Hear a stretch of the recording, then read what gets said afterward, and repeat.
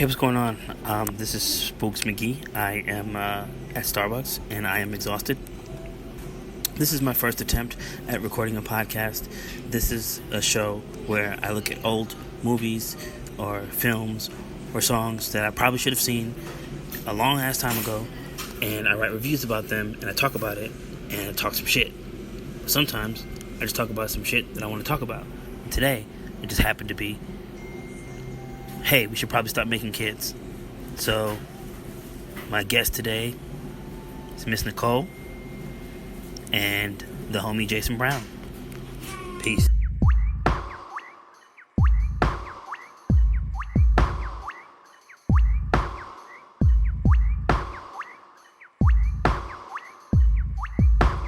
Keeping it organic.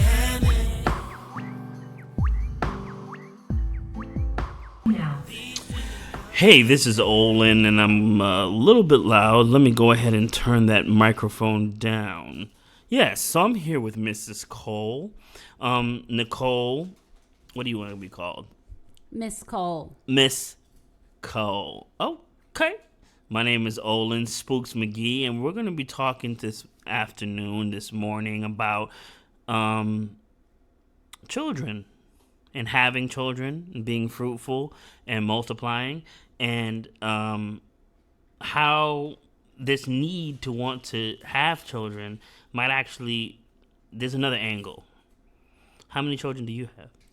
I actually have four children. I have 3 girls. Oh, wow. And 1 boy. So you were this close to being a girl dad, just this close. Yep. Well, a girl mom. Yeah, I guess you can say. I have 2 children as well. Okay. Which is why I think that this particular stance is a little bit unique, because of the fact that I do have children and I do love my children. I do care about my children, but the idea of making more people is a little bit something that I'm kind of concerned about. Oh, well, I can see that, especially in this day and age. Mm-hmm. But having a family is one of the most beautiful things that we can do for this planet Earth. Right, but here's the thing. I've always thought about it like this. If you've ever spoken to someone who has adopted, right, the second that they sign that contract and they take that child on as their own child, that's their family. No one is going to tell them otherwise. And some people might go, oh, well, what about your real children? Don't you like them more? No, if they've made them part of their family, that's their family. No one. That's it. That's your family. So I feel like there's a lot of displaced children, people who are having children that cannot take care of children, that are abusive to children, that are going through the foster system. And there is an option for people who really want to help and who really have that desire to have children, but it's not going to change the fact that there's a physical aspect, like a biological aspect that makes us want to mate. And I feel like that need to want to mate, to make children, is what psychs us out to make bad decisions, so that we end up in bad relationships, and then the children also suffer as well. So I feel like there are options that don't require you to make more people. Yeah, we are supposed to make the world fruitful. Yes, I understand that. And yes, every decision that a person makes is not the perfect setup. However, we have to bring more love into this world. And so I feel like having family is one of the most beautiful things. Yes, we're going to have situations where things are not going to always be in an alignment, but those are learning experiences where we can grow from and learn, and to just move forward into a better society. Yeah, I understand that. But here's the thing. I feel that at this point, we should hold off on making the people. Just for a little bit. I'm going to ask my homie Google something. Hey, Google, what's the... Oh, wow. Hey, Google, what's the population of the Earth? The population of Earth was 7.53 billion in 2017. So it looks like from 1960 to now, the population has quadrupled. It was less, a little bit over 2 billion, and now it's 8 billion people on Earth. Okay, there are people who are suffering. Earth was 7.53 billion in 2017. So there's 2 people that have Google. Okay, can you mute her, please? The other one, thanks. The question I'm asking is, right? There are so many people that are starving, that are hungry, that don't have a place to live, that are malnourished. Why do we feel we need to make more people when the Earth has already quadrupled in size and everything is chaos? The president is a madman. Everyone is losing their scruples. The internet is making everyone lose their mind. We have to describe things to people that I would never have thought I would need to explain to my children in 2020. It's just out of control. And I, being a grown person, 33 years old, I'm having a difficult time coping with what's happening around us. What about the children? How are they going to be able to make sense of all of this?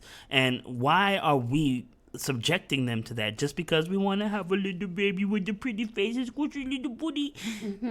Like, it's just like we have this desire to have a little baby with the but we don't think about what we're subjecting our children to. This is a horrible existence. I'm not saying that life isn't beautiful and that life can't be beautiful. What I am saying is that it's a mess right now, and there's more than enough people that need our help. If we have the resources, why don't we utilize our resources to help the other people who can't feed their children every night? Yeah, I mean, yes, 1 billion people is a lot of people. 8 billion. 8 billion. Okay, 8 billion to be Pacific. Is that the ocean? Is that the ocean right there? Pacific? To be Pacific. Okay. Okay. Specific. Okay, you got it.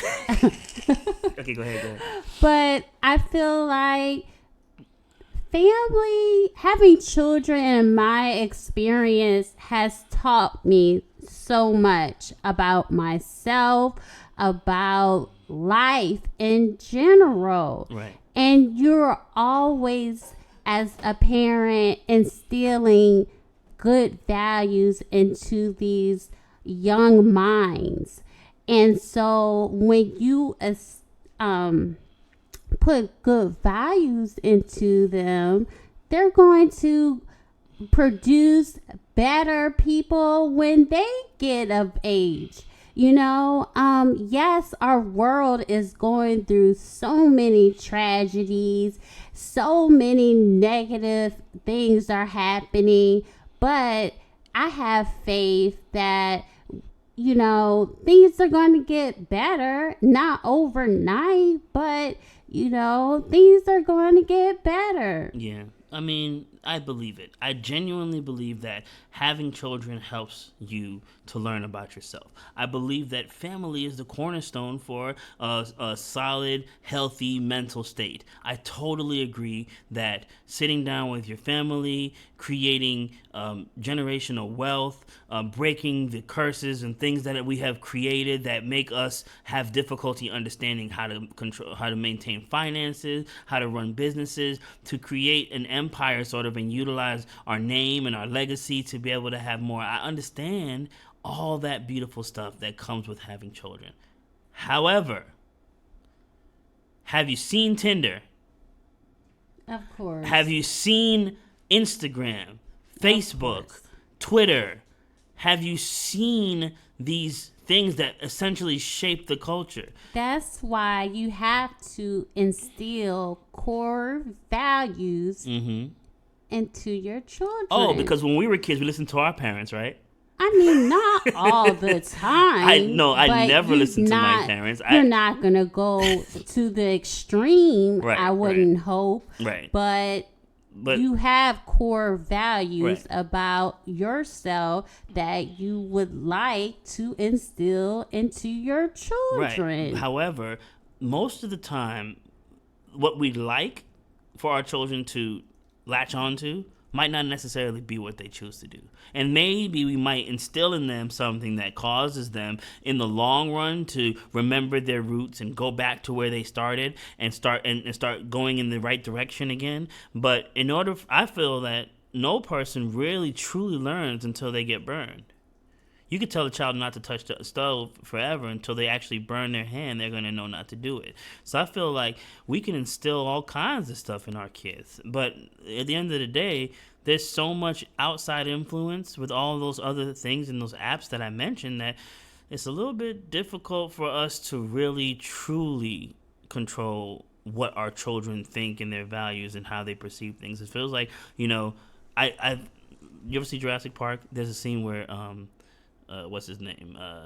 Jeff Goldblum's character. He goes, life finds a way. And I feel like no matter whatever the situation is, the children will be okay. Everyone's going to be fine.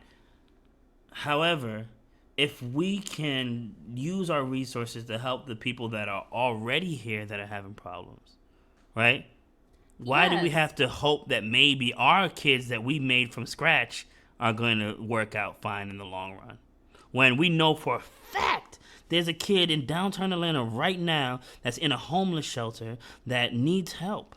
That's why it's important to vote, to get the help, the resources that these facilities need, that these children need, and these situations. Volunteer your time to make a difference in their lives. That does not have anything to do with reproducing. And if we give more love, things will be a lot better in society. Right. If we have, like I said, core values, no, you're not going to keep your child away from social media. I have 2 teenagers, and I know it's not easy, but when you instill certain things, they're going to have a time where they have to reflect and think, will this be a good choice for me? Knowing the core values that my mother, my father has taught me. So, I mean, I just don't feel like giving up family is going to make the world better. Right. Well, okay, there's one more factor that I haven't mentioned yet. Okay, so this whole thing about how the world is messed up, it's always been messed up and people have always figured out a way to survive. Great, wonderful, right? Because the population has quadrupled in size, or more than quadrupled in size since 1960, right? The problem now that we have is that there's an environmental issue that's put into play, that more people have a bigger carbon footprint, and that creating more people is killing the environment, literally causing global warming, destruction, and all kinds of problems with the weather and climate and things of that nature. So I'm going to ask you something. I'm going to ask my homie Google one more question. Okay. Hey, Google. What is the carbon footprint of one person? Here's a summary from the Nature Conservancy. The average carbon footprint for a person in the United States is 16 tons. Globally, the average is closer to 4 tons. Okay. So one person globally has a 4-ton carbon footprint. Okay. So if you make 4 people, that's... I'm not good at math. Okay. There's 12 tons of 4 people in a lifetime. And we're talking about what? We're talking about in a lifetime, or we're talking about in 25 years. Okay, so it says that the average American's carbon footprint since 2014 went from 21.5 metric tons of CO2, according to the University of Michigan. Okay, and that was in 2014. That's a 7% increase of our carbon footprint in 25 years. That means that we're having adverse effects on greenhouse gases in the United States and globally, and that a lot of people have high pollution, because there's too many people producing too much green gases, producing too much things like driving to work, the exhaust from your car, the material that you do, the batteries from your cell phones, the devices. There's just a lot of mess, a lot of noise. And not only that, all of the cell phone devices are causing bees to act weird, and it makes it hard for them to find their nest. It's reducing the population. And I've been told that if the bees are gone, then the population of the earth is going to dramatically drop in time. That we're going to all die if there's no way for bees and other bugs to pollinate plants anymore so that we can sustain our food. So my question is, if making more children is putting a person into the middle of chaos, then on top of that, we're also causing an environmental issue. We're doing all this in the name of our personal carnal desires to be able to hold a little fat baby with the pretty face and then look at those little cheeks. That's what we're doing. We're destroying the world, and we're subjecting people to evil people in the world and an evil situation and chaos and destruction. Also, we can go, look at the little baby with the boom, boom, boom. That's all big. Look at them fat legs. Oh, God. Really? So am I wrong? No. That there's something that we should be cautious about making children? I mean, I feel like, yes, you should be cautious because children are not cheap, okay? First thing.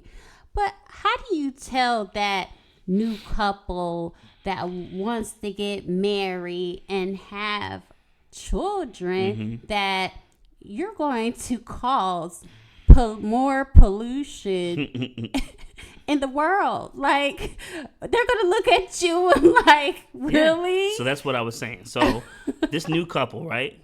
They know that making a new person can cause adverse effects on the environment, right?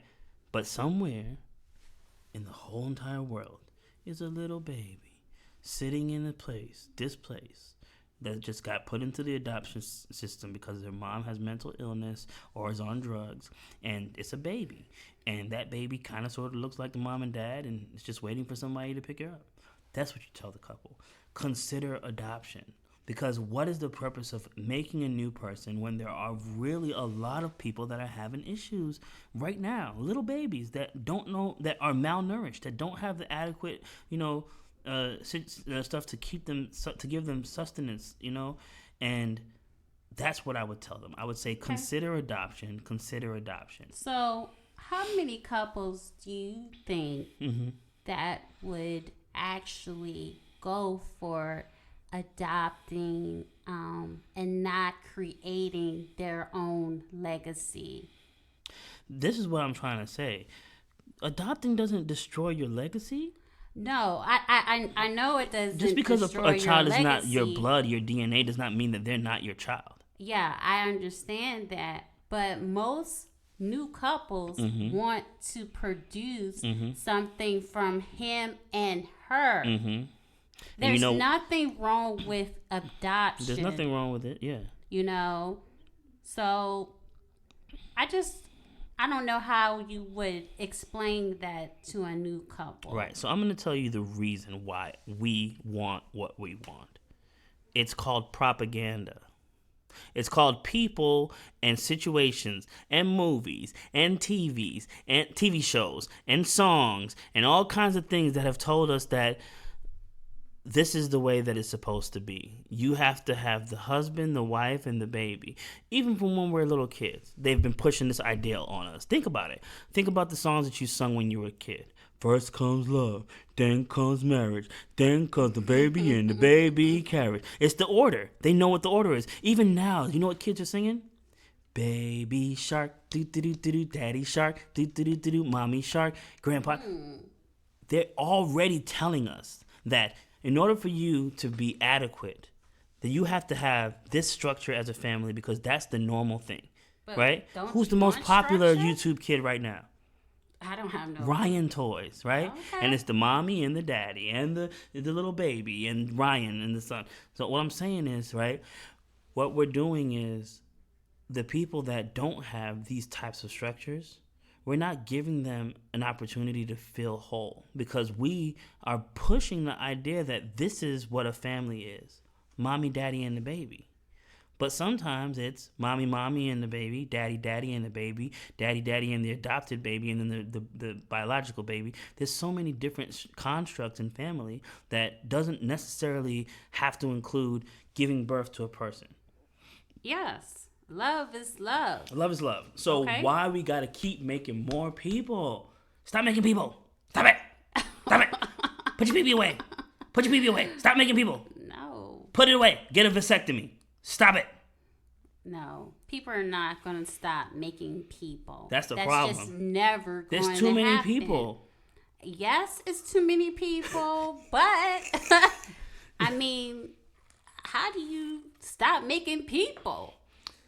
How? I already told you. Vasectomy. Getting your tubes tied. Saving your eggs. Storing your eggs if you decide to change your mind. There's so many options in science. But how many people are going to be up for that? If you explain to them that the environment if you took a survey right now, I guarantee you. Oh, that's our 20-minute mark. But we're going to keep talking, or you want to keep going, or you want to close it out? Yeah, we can keep talking. Yeah, I guarantee you. Take a survey, and then come back Right. and tell me what you came up with. We can do a survey right now. Let's call 5 people and do a survey. Let's see how many people.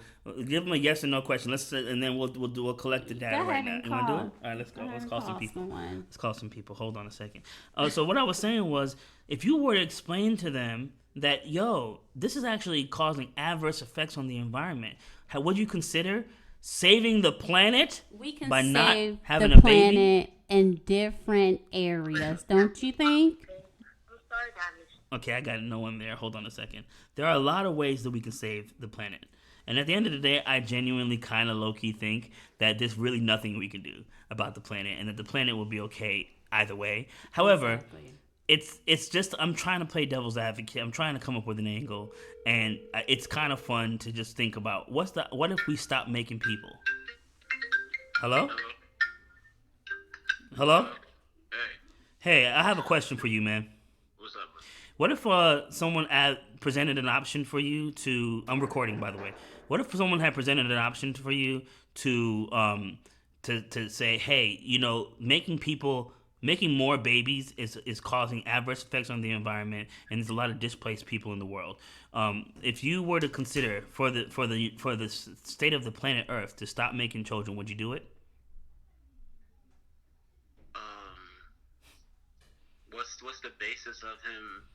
I would need documentation to prove that adding more people to society is harmful for the environment. Well, since 1960, we've already quadrupled in size. Right. And there's over 8 billion people on the Earth. Yes. And there's a lot of issues that we're having with the environment and our carbon footprint. And there's not enough resources for the amount of people that are being made. There's so what if not enough resources. There are literal people who are malnourished or starving or dying of starvation. There's plenty of resources. So I didn't mean to just throw you on the show, but I'm just trying to get a different perspective. What do you think? Do you think that this is a smart solution for people to just take a moment, maybe like 20 years, 10, 15 years, to just stop making people for just a little bit so we can figure out this situation? I don't think there is a lack of resources, to be honest, because when you look at certain societies and certain, I would say, countries, yeah, we tend to have a lot more. We have a surplus in resources. If you look at the U.S., for example, I'll just use this is not like a scientific. Well, he's from Jamaica, by the way, so. Hello. Any proven source, but I mean, I worked for McDonald's when I was a teenager. Okay. Right?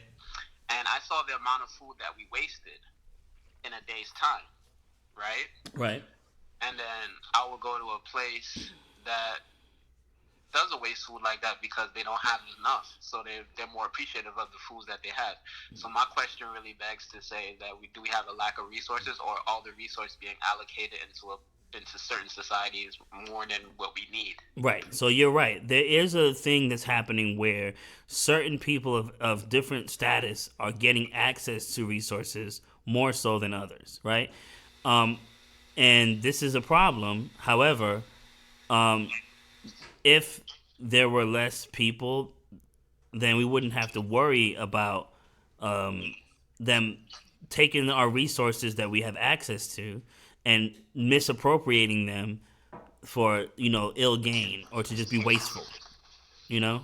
But then your argument could also go too is that why can't we all distribute if certain nations have a surplus in it?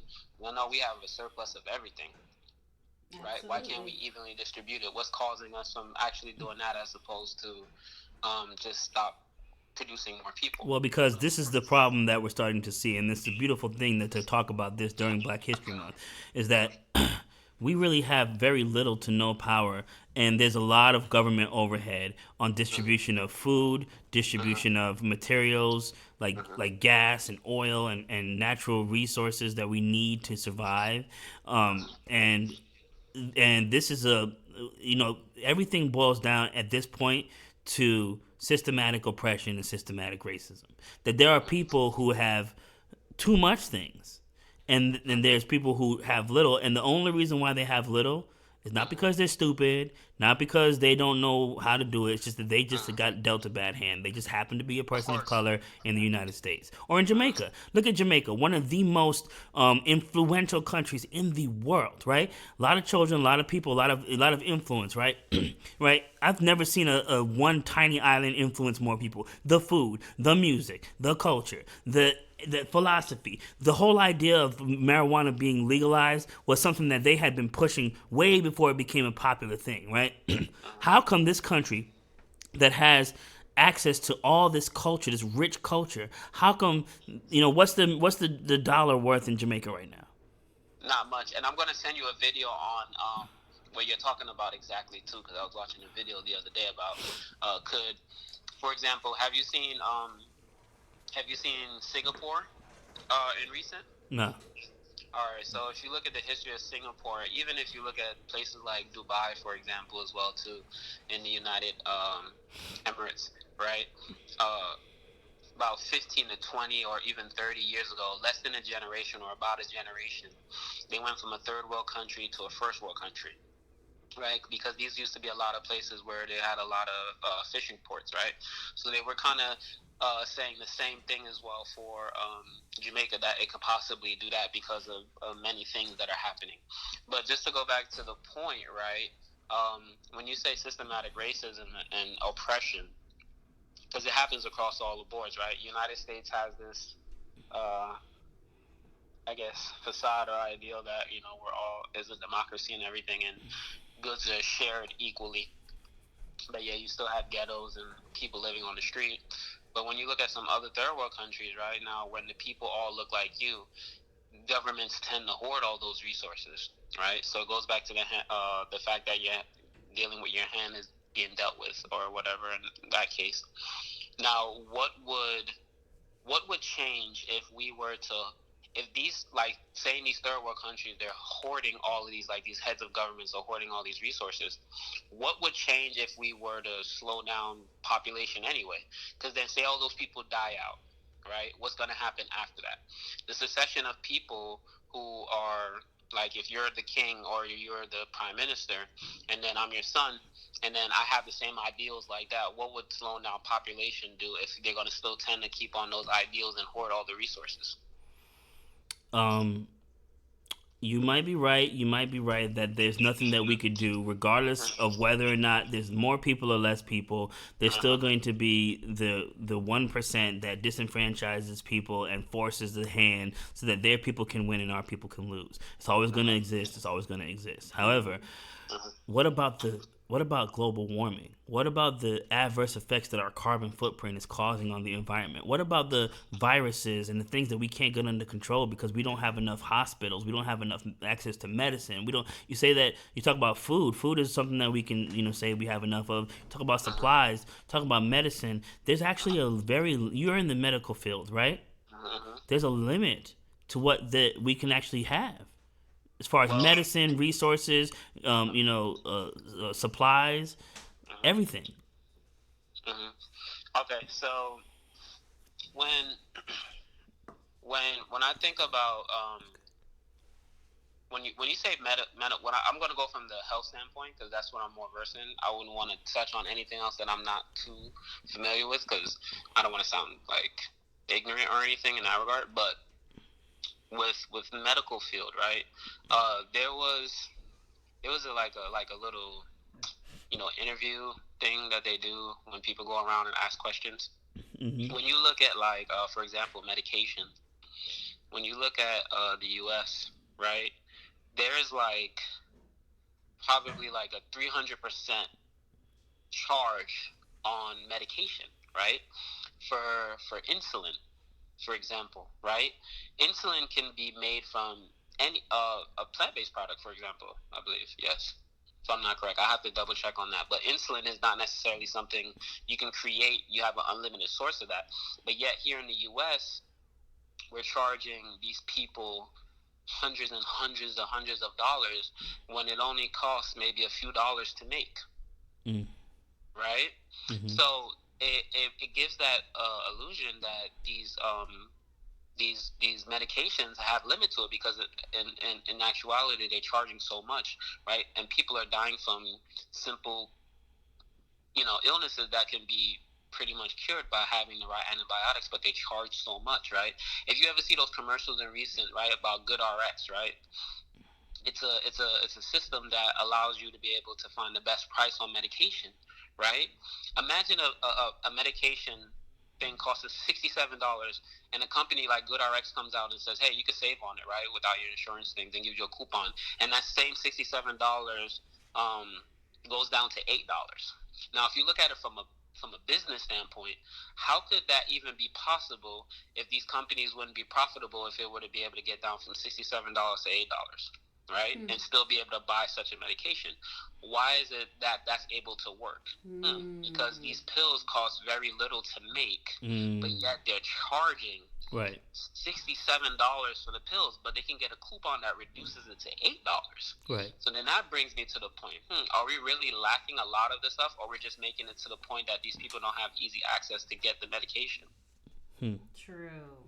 So we got to make sure we don't go too far off the topic. So the point that we've been Right. talking about from the get-go is if there are people that are hoarding off resources, if we live in a society where there's war and famine and disease and evil people that are at the top, at the highest level of politics, the president, the Senate, people that will literally acquit a person who broke the law just so that they could say that they were riding for their squad, for their Republican squad or whatever, right?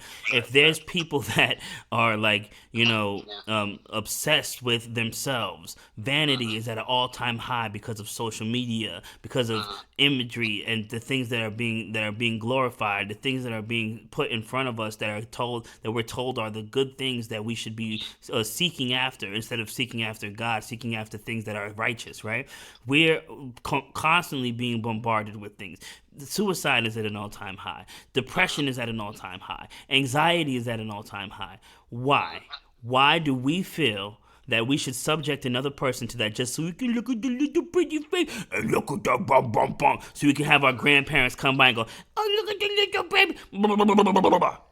That's the only reason why we're doing it. No. Because we want to look at the baby and go, "That's my baby. I did it. I made that baby with my sperm. I did it." Well, when I look at it, and I'm being a nerd right now when I Okay. say this, right? And you make a good point, but I'm being a nerd in terms of when I say when you reproduce, right? Uh-huh. Reproduction is for your for survival, right? And what I Right. mean by survival, it means that you passing on your genes Mm-hmm. successively to your next generation, right? Mm-hmm. So I would say my dad is very fit in terms of science, right? When Yeah. I mean by fit, meaning Physically that fit. he has a lot of children, and then he has a lot of grandchildren as well, and great grandchildren. Right. So in terms of fitness, he's very fit, Yeah. right? But someone who has only one child and is only passing on to that, they're not very fit in science terms. So when I look at it that way, you're trying to pass on a legacy in a sense, right? I don't necessarily think, and to answer your question that you asked me when you first called, I don't think that not reproducing is going to help the situation because of the points that I made before. Because if I decide not to have kids, right, that doesn't necessarily mean that because of how the system is already set up, I feel like this will be a generational thing where a lot of the resources, especially in countries that can't afford it, will always be horny. So me, by not reproducing or the population slowing down, I don't think will drastically change things. And in my ideal, that will have people more greedy because they're like, oh, there's less people to even do it now. So the little that we were given, we could keep more because there's less people. Right. So what I'm thinking is, okay, if we keep going in the manner that we're going, right? By the time that 2030 hits, right, we're gonna have the population is gonna be out of control. So it's gonna be Right. if it quadrupled since the 60s. Hold on. Right. Then what's gonna happen in another 50 years? Is it gonna be man. Trust 20 me, billion people yeah. all smushed into this one little planet? Well, okay. Well, think about it, right? And this is what I want you to look up too, right? Okay. A lot of cities, right? And I think you kind of underestimate how big this earth is too, right? When you say that, because I kind of thought the same way you were doing too. Yeah. But then I looked at I started looking at like videos that were talking about what the population and what cities are going to look like in like 2050, for example. In 2050, Nigeria, is it Nigeria? I think Nigeria, Lagos or that area right there will have the largest amount of people in a densely populated place. But Nigeria is also building a brand new city, right? It's called Eco Atlantic. If you look it up, right? They're literally like, and I use like Dubai for example, right? Because they're probably the most known, right? These people actually like created extra land out on the sea, right? I don't know how they did it. Oh, they Like made a sand. manufactured island, like a fake island. Manufactured island Yeah, that yeah. increases their city size, right, to meet the demands of the growing population. So do you think that we can live in outer space and like on underwater and outer space and I don't think underwater. I mean, I don't think underwater out of space. I wouldn't go that far per se. And that's probably not for like another 1,000 years or something like that. Who knows? I don't know. Right. But I'm looking at like the practical because it's already been done. Because if you look at a lot of Dubai and a lot of these new city states, you can call them, that have sprung up over the past like generation, less than 50 years, right? They've added on to the land, right? They reinforce certain things. They're trying to combat global warming. You can see all these types of things. Right. A lot of, like Tokyo, for example, is a very innovative city, right? They realize that the growing population is growing and a lot of people are moving from the rural areas and are coming to the cities. So they have to be very efficient and smart on how they build the city and how to accommodate this growing influx of people. So for the time being, I think that they can solve a lot of that. But who knows in the next 100 years, right? We don't know, right? I don't think we'll even be around to see that. But the next 50 years, we can see how the world will actually be able to. Yeah. So you're saying that regardless of how reckless we're being by busting off and shooting up the club all the time, right? Regardless of how reckless we're being, like life finds a way. This is what I was talking about earlier. Jeff Goldblum in Jurassic Park goes, life finds a way. And no matter what, science is always going to be creating innovative and new ways that we could survive in spite of all the chaos. So then everybody... stop wearing condoms, make more kids. Let's do it. No. You have to you get a baby. You get a baby. You get a baby. Everybody gets a baby. You know that a lot of Hey, Olin, let me call you right back, bro. Oh, okay. All right. Let me call you right back. I'm gonna call you right back. All right. Thanks, Jason, for being on the show. We appreciate you. Thanks, Jason. No problem. All right. I'll talk to you. But yeah, so the conclusion is that have kids, don't have kids, either way, everything's going to work out just fine. It's not going to be perfect, but Jason was making a lot of key points. We're not lacking anything. But we just start hoarding it. Huh? We're just hoarding it. Exactly. Mm, mm, mm, mm.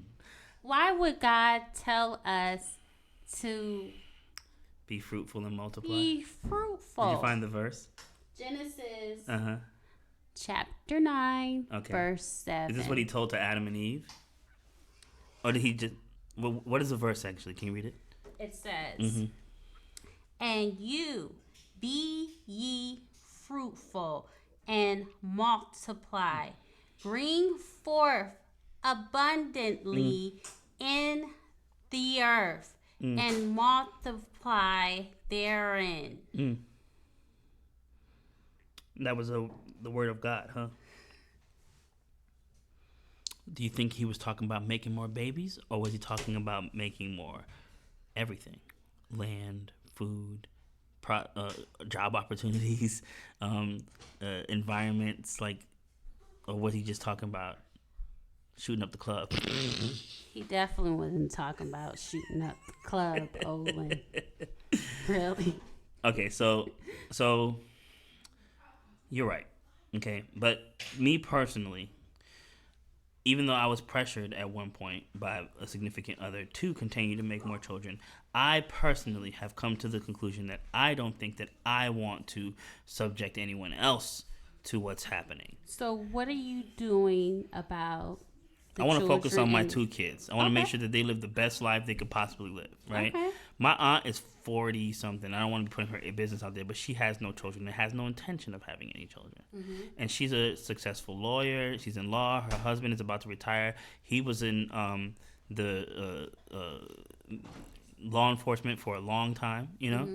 And they have no interest in having children. But that's not something that they're sad about. Some people are okay with that. Exactly. Everybody doesn't want the huge responsibility of raising a family. You know, it's a tremendous sacrifice. You know, so I understand that.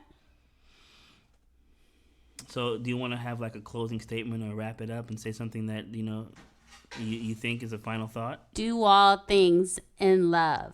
Put God first. And have core values. If you're thinking about having a family, definitely have core values. Right. Pick some kind of structure. Whatever you believe in, pick it and stick to it. And, you know, whether the children choose another way, fine. But pick something, right? Yes. Okay, I have final words too. Shoot up the club. Oh my gosh. You have a good day. Thanks so much. And thank you for listening to the Late Bloomer Podcast with Miss Nicole and Spooks McGee.